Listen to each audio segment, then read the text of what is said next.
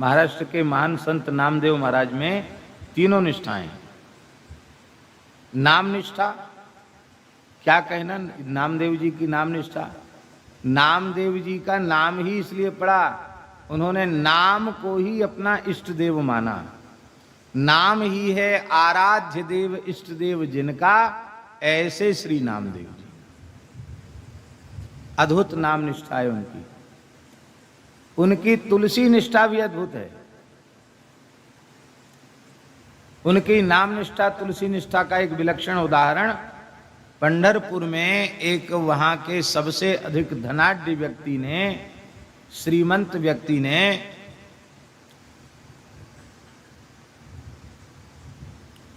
बहुत विराट उत्सव किया। उसमें सर्वस्व दान की घोषणा की, बहुत दान किया, स्वर्ण दान, अन्नदान, गोदान, धन दान। तो लोगों ने कहा महाराज इतना बड़ा काम कर रहे हो, पंढरपुर के एक वैष्णव भक्त हैं, नामदेव महाराज हैं तो गृहस्थ लेकिन महान भक्त हैं वो, उनके यहाँ साधु सेवा होती है, गौ सेवा होती है, उत्सव होते रहते हैं, तो आपके धन का उत्तम उपयोग होगा, आप उनको भी कुछ धन जरूर दें। तो उन्होंने संदेश भेजा। नामदेव जी ने कहा न तो हम साधु हैं और न हम ब्राह्मण हैं, तो हम दान के पात्र नहीं, हमको नहीं चाहिए। हम तो जो कुछ अपने परिश्रम से करते उसी से सेवा करते हैं। लेकिन जब बार बार आग्रह बढ़ता चला गया तो नामदेव जी ने सोचा बेचारा दुखी होगा तो जाना चाहिए। नामदेव जी पहुंच गए। उसने कहा महाराज ले लो, कुछ जो आप कह दोगे सो ही आपको देंगे, क्यों आप तो बड़े त्यागी हैं, आपके मन में धन का लालच नहीं है, आप ही सच्चे पात्र हैं, आप जो कह दोगे सो हम देंगे, आप बोलिए। तो उन्होंने कहा कि जिस वस्तु में करोड़ों बीमारियां भरी हैं, रोग भरे हैं, उसको हम लेकर करेंगे क्या। जा में भरे कोटि रोग हैं, करोड़ों रोग धन में बढ़े हुए हैं, सारी बीमारियां धन की हैं, हम इसको लेकर क्या करें। नहीं महाराज, आप हमारे यहाँ आने के बाद बिना लिए चले जाएंगे तो इससे तो हमारी भी बहुत बेइज्जती होगी, बदनामी होगी। आप तो महात्मा हैं, आपको क्या है, तो हमारी बड़ी बदनामी होगी, इतने बड़े आदमी के यहाँ जाके कुछ नहीं, खाली हाथ चले आए।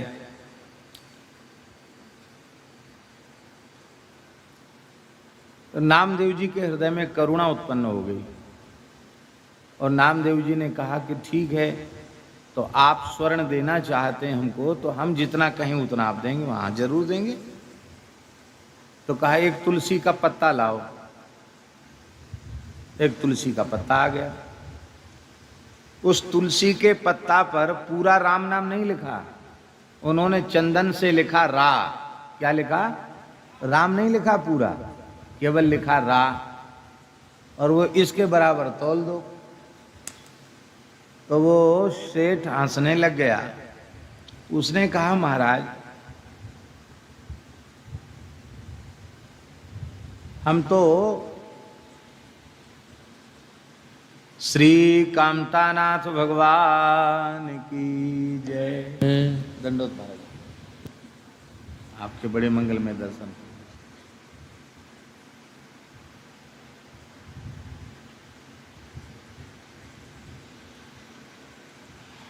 तो महाराज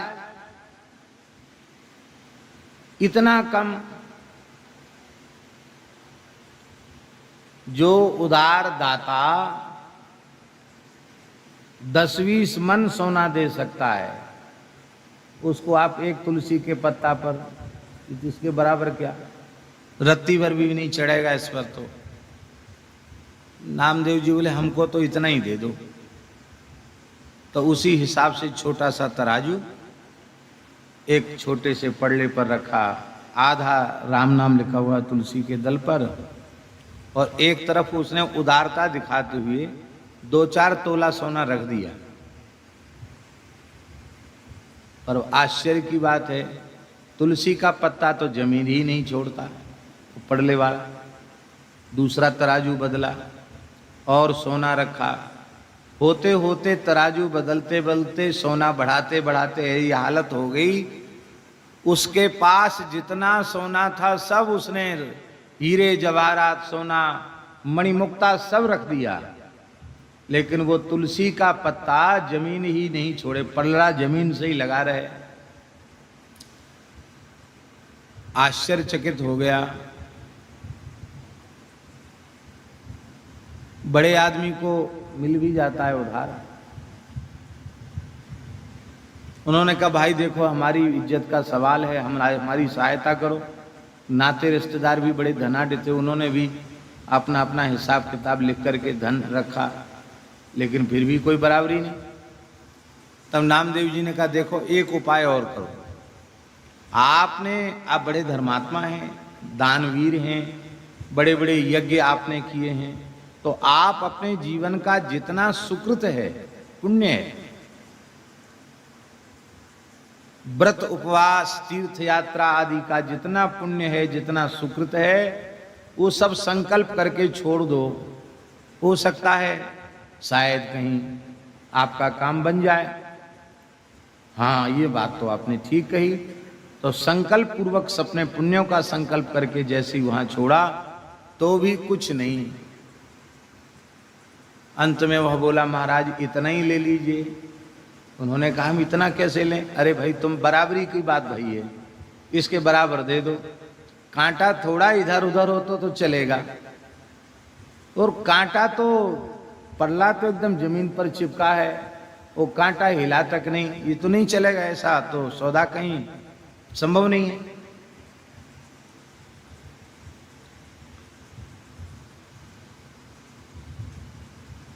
तब आपने कहा हमें किसी वस्तु की आवश्यकता नहीं है, आप इस धन को जिसको देना चाहें उसको दे दें। हम तो यही आपको समझाना चाहते हैं कि भगत जी ये सब तो जीवन भर आपने कर लिया, लेकिन अब शेष जीवन श्री तुलसी की आराधना में और श्री नाम महाराज के लिए अपना समर्पित कर दो। आधे राम नाम की बराबरी तुम्हारे सारे सुकृत एक साथ मिलकर नहीं कर सके, सारा धन मिलकर नहीं कर सका। अरे तुम्हारी क्या चले, त्रिलोकी का सुकृत और त्रिलोकी का वैभव भी वह आधे राम नाम की बराबरी नहीं कर सकता है। और आपने तुलसी दल अपने मुख में पधराया और नाचने लगे, राम कृष्ण हरि जय जय राम कृष्ण हरि जय जय राम कृष्ण हरि, कीर्तन करने।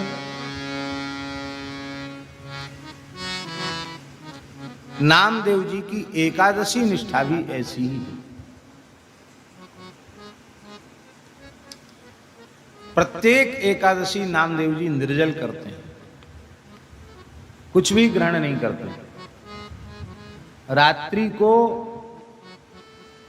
जागरण करते हैं, संकीर्तन करते हैं। स्वयं तो निर्जल करते ही हैं, परिवार में भी लोग कुछ ग्रहण नहीं करते हैं, और उस दिन किसी को भिक्षा भी नहीं देते हैं। अन्न नहीं देते किसी को भिक्षा में। ज्यादा कोई भूखा आ जाए तो दूध ले लो, फल ले लो, अन्न नहीं देते, न खाते न किसी को देते। तो उनकी व्रत निष्ठा की परीक्षा के लिए स्वयं पंढरीनाथ भगवान वृद्ध ब्राह्मण के रूप में आए और लाठी टेकते हुए आए, आकर के नामदेव जी के द्वार पर ही लुढ़क गए। नामदेव जी ने दौड़कर ब्राह्मण देवता को हाथ से पकड़ के उठाए बिठाए। महाराज क्या हुआ? अरे बोले पता नहीं कितने दिन हो गए अन्न भीतर गया नहीं है, तो अन्न के बिना प्राण ही निकल रहे हैं, भूख के मारे जान निकल रही है, कुछ लाओ। तो आपने कहा कि अवश्य आपको हम देते, लेकिन आज तो आपको हम कुछ दे नहीं सकते, आप प्रेम से विराजें।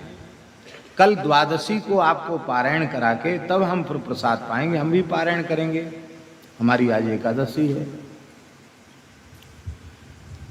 तो ब्राह्मण वेशधारी भगवान बोले,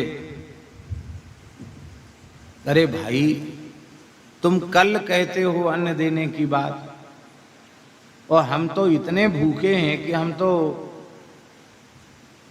प्रतीक्षा नहीं कर सकते, हम तो मर ही जाएंगे, हमारा तो प्राणांत हो जाएगा।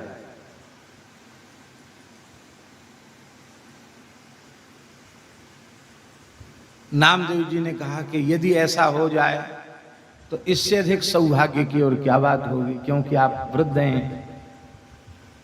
कितनी उम्र है?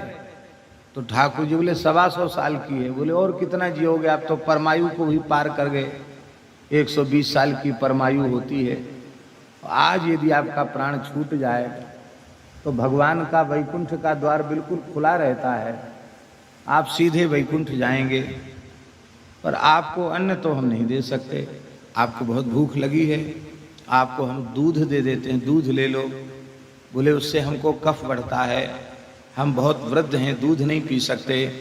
दही ले लो। अरे बोले तो निमोनिया हो जाएगा, दही भी हमारे अनुकूल नहीं है। तो फल ले लो। कहते जुकाम हो जाएगा, बहुत ठंड करता है, फल हम कभी नहीं खाते, हमको तो बहुत नुकसान करता है।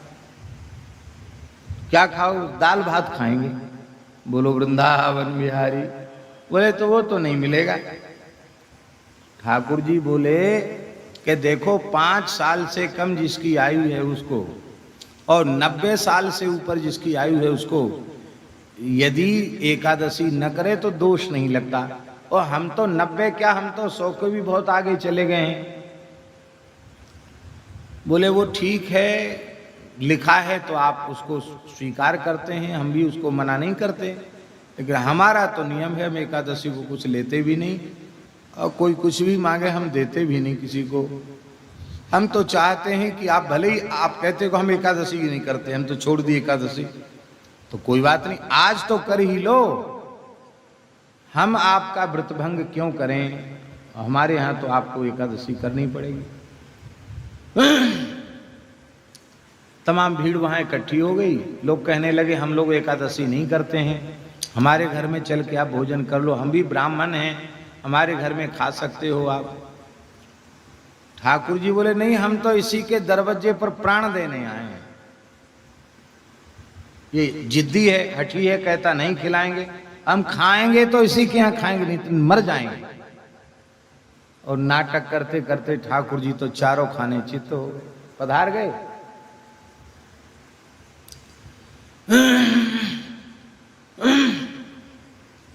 लोगों ने नामदेव जी को खरी खोटी सुनाना आरंभ कर दिया और कहा कि बड़ा भारी भक्त बनता है, ब्रह्म हत्या लग गई इसके ऊपर, बताओ कितना तपस्वी भूखा ब्राह्मण, दया का पात्र था, बड़ा भारी भगत बनता है, ब्राह्मण मर गया, इसको ब्रह्म हत्या लगी, इसका सब बहिष्कार करेंगे, समाज से बाहर करेंगे इसको, इसका हुक्का पानी सब बंद करो। अब इसके कोई कुआं पे पानी नहीं भर सकता, इस ब्रह्म हत्या इसको लगी है। बोले हमने तुम्हारा त्याग कर दिया, तुम हत्यारे हो, कह के चले गए। नामदेव जी कुछ नहीं बोले, बोले भगवान के विधान सब मंगलमय है, जैसी भगवान की इच्छा, हमें भले ही पाप लग गया हो पर ब्राह्मण तो आज भगवान के धाम को चला गया, इतना तो संतोष है।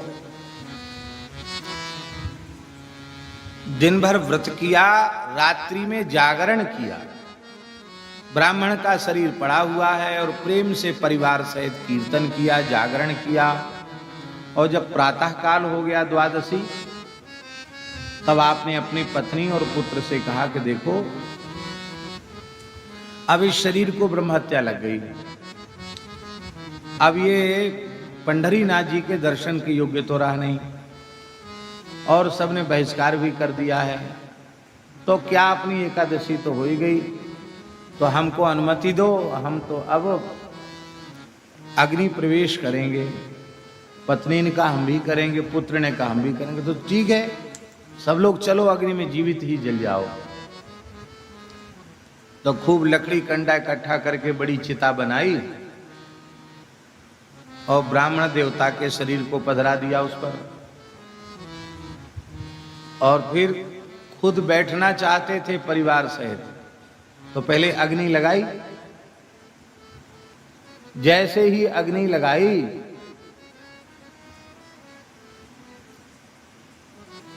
श्री सनकादिक भगवान की जय। जैसे ही अग्नि लगाई महाराज जी, ठाकुर जी को नेक आंच लगी होगी, तो ठाकुर जी के शरीर में हलचल आई। वो तुरंत चिता से उतरे और नामदेव जी का हाथ पकड़ के और खींच लिया बाहर ठाकुर जी ने। और वहां भीड़ इकट्ठी थी कि जिंदा जलना चाहता परिवार के सहित। भगवान ने उनको हृदय से लगाया, और हृदय से लगाते हुए इस ब्राह्मण को तो सबने देखा। तत्काल वह ब्राह्मण अंतर्हित हो गया। लोगों ने यही देखा कि ब्राह्मण ने हृदय से लगाया, पर ब्राह्मण नहीं, साक्षात श्री पंढरीनाथ भगवान ने अपनी भुजाओं में भर के नामदेव जी को हृदय से लगाया। कहा, तुम महान वैष्णव हो, तुम्हारी एकादशी निष्ठा की परीक्षा हमने ली और तुम उत्तीर्ण हुए। भगवान अंतर्धान हो गए, आप भाव विह्वल हो गए। तब आपने कहा कि वो ब्राह्मण नहीं, साक्षात पंढरीनाथ भगवान थे। तो वहां लोग जितने थे सबने नामदेव जी जिस निष्ठा से व्रत करते हैं उसी निष्ठा से व्रत करने का निश्चय किया। बोलो भक्तवत्सल भगवान की जय।